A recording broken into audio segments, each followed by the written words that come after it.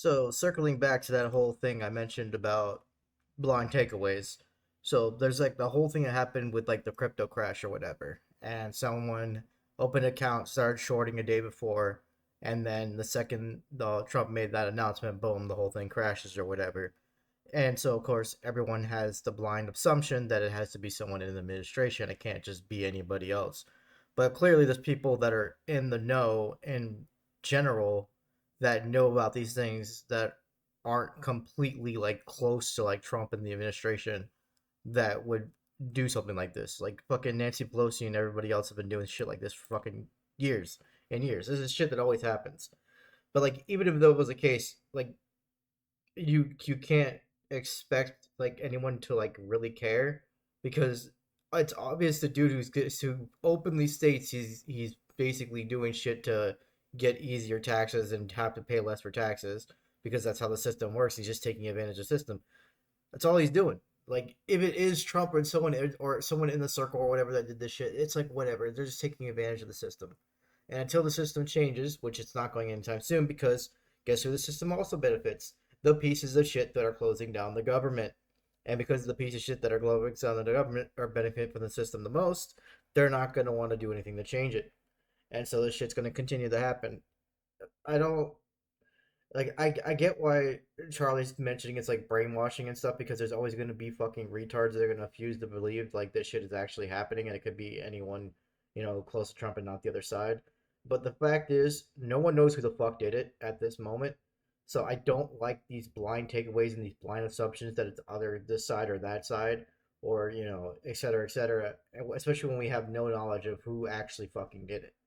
Like so it clearly was someone in the know, obviously, but on which side? Who was it?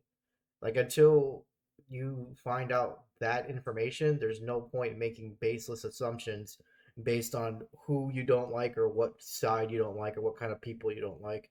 That's what I mentioned. Like I just why I hate blind takeaways. There's no fucking insight. There's no deduction on what's occurring. It's just, oh, a thing's happening. These people are blind to it, and then I'm gonna sit there and act like, oh, hey, you guys are dumb when I don't even know what the case is. Like, I don't know who did it, but you guys are the stupid ones. It's like I don't like that shit.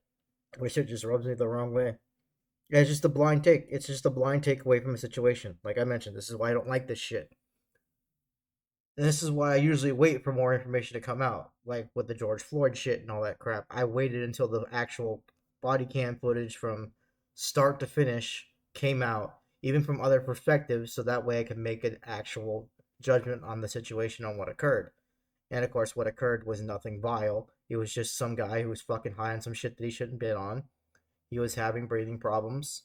He could have got medical care had he just cooperated, but instead he was acting out. So they pulled him out of the car, put him on his, back and restrained him because if he starts acting out and starts, going Hulk mode for whatever reason, those cops aren't going to likely restrain him without having to severely injure him.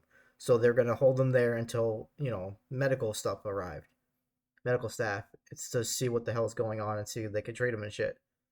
But had he cooperated, they would have got him detoxed ASAP if once they realized, oh hey, this guy's actually, having medical going into like shock and shit because of like overdosing on fentanyl and all that crap. But because he decided to act irate and act out and be unreasonable, that's why they had to restrain him the way they did. And the knee was on his back, not his neck. You guys are retarded, and if you can't use your fucking eyes, then that's on you. But I digress. But this just follows in one of the whole blind takeaways from situations.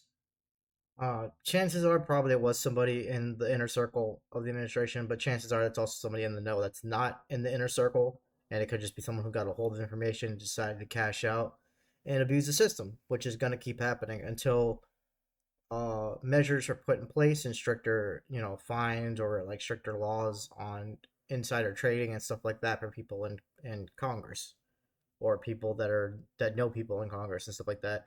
It's hard to knock this out as a one thing because all someone has to do is just give information to somebody else and then they can just make the money and then they give the money back to them.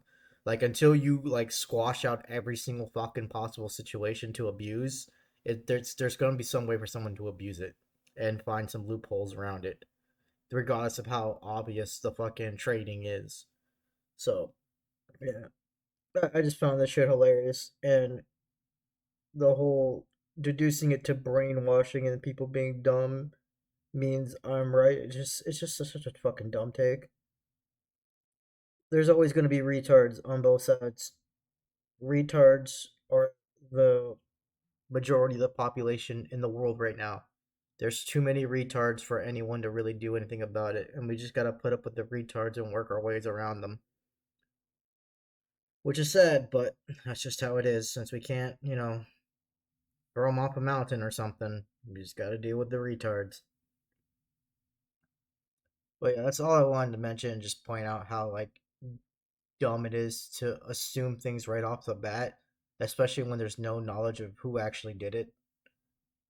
It's like when you hear about a shooter and you have no idea on the shooter, and you're like, "Oh, it's this guy, it's that guy, it's this people, that people." It's like you're just making assumptions to make assumptions. For what reason? Like, what benefit does that bring anybody besides you validating your fucking prejudices in any regard?